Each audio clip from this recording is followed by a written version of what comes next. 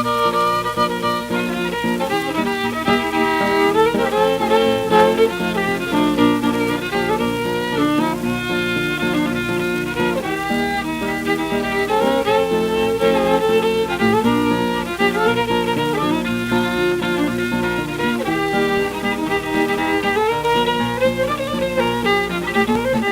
there in Tin Town. That's where I grew Wonderful. up. Well, yeah, there was a time I didn't think so. No. Only when I got a bit older and I played netball up in town, and someone said to me, "Oh, do you live in Port Adelaide?" Yeah. And I said yes, and I felt really embarrassed, and I was not aware of social or how society was structured. Yes. And according to some people anyway, and so I felt quite embarrassed. I wouldn't say it for a long time where I lived, and then my dad sold their house and I lived at Largs. But now, there was just a period of time there where I just thought I appeared to be lesser than because I grew up in the port. Yeah, well, there was, she it was an ignorant comment, but it's one of those things. Sometimes people can say something and it will really have quite a profound effect on you, and that did. I mean, my childhood was, pretty cool, really. Like, my dad was just, first of all, we were lucky because my dad insisted that we get a reasonable education, and he wanted us to play sports. Sport's very big in my family. I've got quite a famous cousin who ended up being the CEO of Port Power.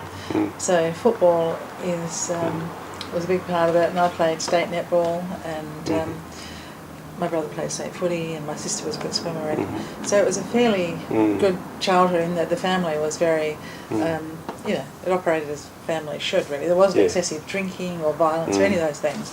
And it was good only when I working got class older. stock, they call it. Pardon? Good working class stock, they call it. Well, yeah, that's right. And my dad had a horse that I just adored. Yes. And So when did you first become aware of this social difference that you're talking about? Well, I think I would have been about probably 18 when this girl said to me about, do I live in Port Adelaide? You actually live in Port Adelaide. And I think even just recently someone said to me, it was a hairdresser who said to me that when she said she lived in Port Adelaide, a friend of hers said, "Oh, do you need a knife or a gun to protect yourself?"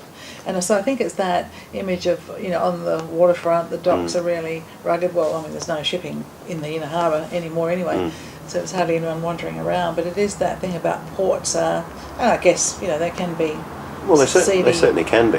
Yeah. But they also, the communities have a thing about looking after their own as well. Yeah.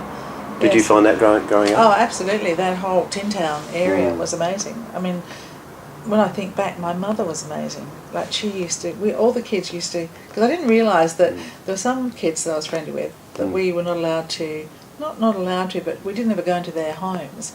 And it was probably because they wanted it to be absolutely organised and tidy, or the mums couldn't cope. Whereas my mum, all the kids used to come to our house. So, we used to be playing the trip, backyard cricket and the whole thing, and wandering around the port on our bikes. We had much more freedom than what my kids certainly had. So I had no idea that people would think that this was a lesser place. You had no idea that you were supposed to be scared. Yeah, that's right, I didn't. And I think about where I used to muck around down where Tin Town is, where all the wool stores are. At the back there used to be. There was a creek, and we used to go down there catching tadpoles and frogs and all that sort of stuff. But just that freedom, like, I would have probably been only a kilometre or 1.5 kilometres away from home. But my kids never ever had that kind of freedom. But back then, that's what everybody did. And as I said, I was lucky because, there was no violence and there was no drinking in the house. My parents got on pretty well. I'm sure they had their moments, but, I wasn't aware of any... all those sort of things influence the way you are, I think, as in fact, when I started working in women's health and I was talking about domestic violence and women who had been sexually assaulted as children, it was quite a foreign concept to me, and I know that sounds odd, but I just didn't, if it went on, I was unaware of it when I was a kid. I just thought everybody was like me. I was pretty happy, and Yeah, so it was Well, there's a percentage of sad stories in every community. Oh, absolutely there are. Yeah, yeah. And I've certainly found out about some as I've got older. But Is the port necessarily any worse statistically than anywhere else? Or? Probably not. No, I think child sexual assault and DV is across all social stratas. I think, but yeah. But anyway, there is a bit of perception that the port's rough, but there are some fabulous people that I with. And Lena being one of the great characters. Lena's husband was fantastic. Graham, isn't it? Graham, that's right. Yeah, but Graham, he worked down the docks, and he was, and he always used to give me Rocky Road. God knows where he got it from. Yeah. But I thought he was great. Yeah. Yeah. And Lena's got great stories about swimming in the canals. Oh yeah, well I learned to swim over where the first part of the Newport Quays development. There used to be the Ethelton Swimming Club there. A guy called Casey Cooper. I mean, if you talk to a lot of the old guys, everyone knew Casey Cooper. There was like a barge in the water, and he used to put a belt around our waist, and I can remember him still whacking me on the backside saying, "Get your backside down." I was swimming around the thing there. Yeah, so it's a wonder I lived to tell the tale, learning to swim, because I'm sure that water was probably more polluted than it is now. Yeah. You know, because you had the sugar works just the other side. I was forever in the river, jumping off people's, even further down, my brother and I and a whole group of kids used to go and jump off people's. We didn't damage the boats, we used to just climb on so we could jump off and dive into the water. But that kind of freedom, as I said, is something my kids never experienced. No. I mean, no one would do that sort of thing these days. No, that's right, I know. And I mean, my kids, before they went to play with someone, you know, I'd always, if I didn't know the parents, I'd be on the phone to them, you know, just checking out what was what. I'm not saying they still didn't get up to things I didn't know about until later, but none of that sort of rampant freedom that. Yeah, I often wonder if, because I can remember before I had kids, I was doing a part-time job, and a guy was talking to me about wanting to take his daughter to the football, and I said, well, why can't you take her? And he said, well, I can't, you know, she's about 6 or 7. He said, I can't take her to the toilet. And I said, you could just ask someone. I said, I would take someone's little child into the toilet. And he said, yeah, Pat, but that's you, but I can't trust everybody. And, you know, within a month, that the 2 kids had disappeared from Adelaide Oval. And I just, you know, so that had quite a profound effect on me. And it's not that I wanted to mollycoddle the kids or wrap them in, you know, protective wrapping, but yeah, I think it really, because we'd had that conversation only about a month before that happened. I couldn't believe it. And crimes against children are just, you know, every parent's absolute, you know, taps right into your own fear about your, you know, kids or grandkids or whoever they are. And What's the community around Port Adelaide like now?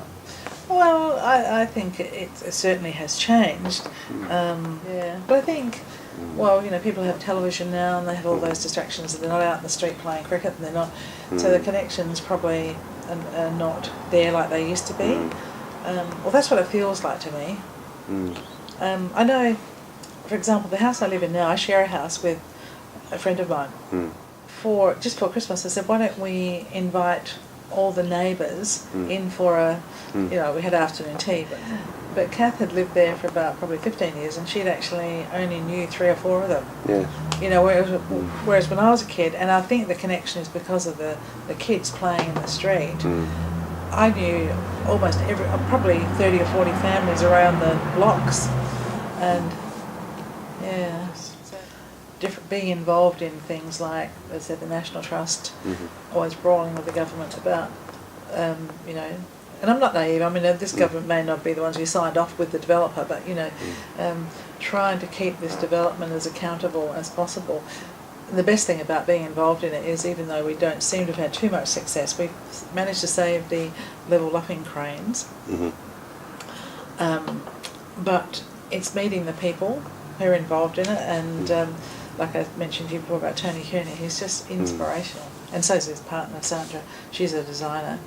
But I just feel really incredibly privileged to have, and Rex Munn, Rex, they're from the Maritime, they're very involved in the Maritime Union, and Rex talks about working on the wharf and being ankle deep in asbestos and still live to tell the tale. So I think it's an incredible privilege to meet people like that. And so the issue gets me involved, but the people sustain it because of their passion. And so as much as Port Adelaide is a place, it's about the people. Yeah, it is about people. Yeah. Okay, we leave it there.